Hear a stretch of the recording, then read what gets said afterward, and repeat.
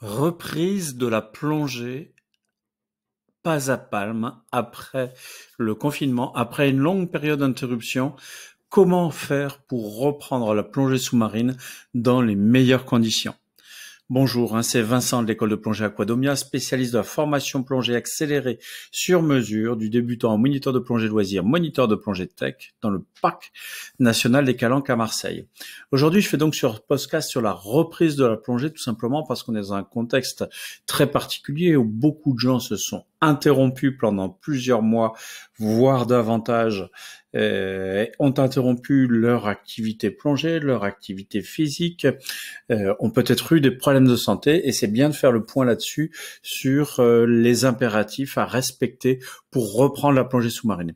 Le premier point déjà, c'est de se faire suivre par un médecin spécialisé, son médecin traitant si on n'a pas été atteint de la Covid-19, autrement un médecin spécialisé pour faire le point, pour être sûr que vous n'ayez pas de contre-indication à la pratique de la plongée sous-marine.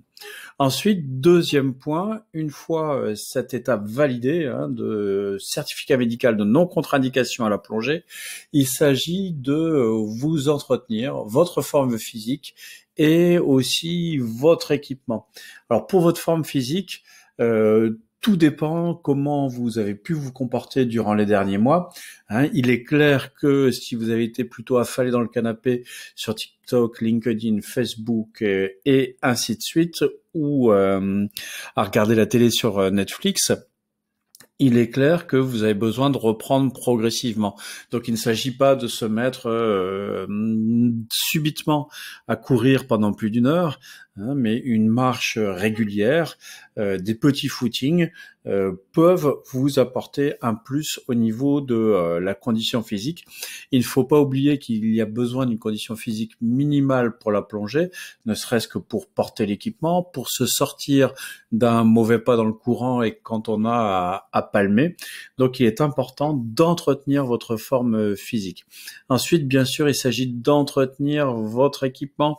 Vous allez me dire, mais depuis un an, il n'a pas plongé, il ne s'est pas usé. C'est faux. Le plus important à entretenir, c'est votre détendeur, c'est votre recycleur, c'est des appareils respiratoires dont votre vie dépend. Et même s'ils n'ont pas plongé, ils sont constitués de joints qui se dessèchent s'ils ne sont pas utilisés.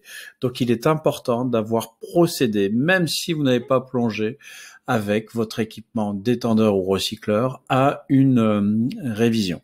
Ensuite, les conseils de base, c'est de progresser bien sûr lentement et peu profond. Il va de soi que pour toute remise à l'eau, il s'agit de faire une plongée plutôt dans une quinzaine de mètres, voire moins.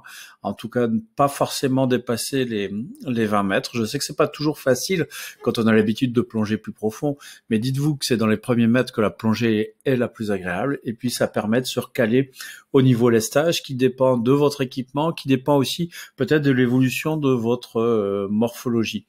Donc, vraiment, recommencer peu profond. Et de toute façon, ce qui est bien d'envisager, c'est de faire une journée de révision plongée avec un professionnel.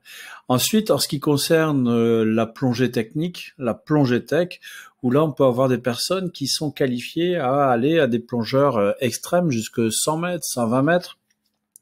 Dites-vous que si vous avez ces capacités, si vous n'avez pas pratiqué depuis 6 mois, depuis un an, il faut y aller progressivement. À quoi sert d'essayer de faire un record Facebook si c'est pour vous exposer à des grands dangers et mettre votre vie en danger et la sécurité des autres également qui vont devoir vous porter secours. Donc ça, c'est important de savoir reprendre progressivement. Je rappelle que l'accidentologie de plongée est surtout liée à de la méforme, à de l'âge, à une absence de pratique, une erreur humaine, particulièrement en plongée tech sur le recycleur. Et donc cette révision, elle est vraiment indispensable. Donc c'est le maître mot de la reprise, c'est ne pas hésiter à faire réviser par des professionnels votre équipement, à faire réviser par des professionnels vos compétences et y aller tout doucement, ne pas rechercher à retrouver à tout prix vos compétences précédentes et vous mettre en danger. Je vous souhaite de très bonnes reprises de la plongée sous-marine. Si vous avez aimé ce podcast, je vous invite à mettre un petit pouce dessus. Si vous l'avez pas aimé, je vous rembourse. Et puis si vous voulez partager vos expériences de reprise en plongée sous-marine, n'hésitez pas à les mettre en commentaire ci-dessous. Vous pouvez aussi poser vos questions sur la formation plongée sous-marine, toujours avec un petit bonjour, une formule de politesse, c'est tellement plus sympathique. À très bientôt sur aquadomia.com. Au revoir.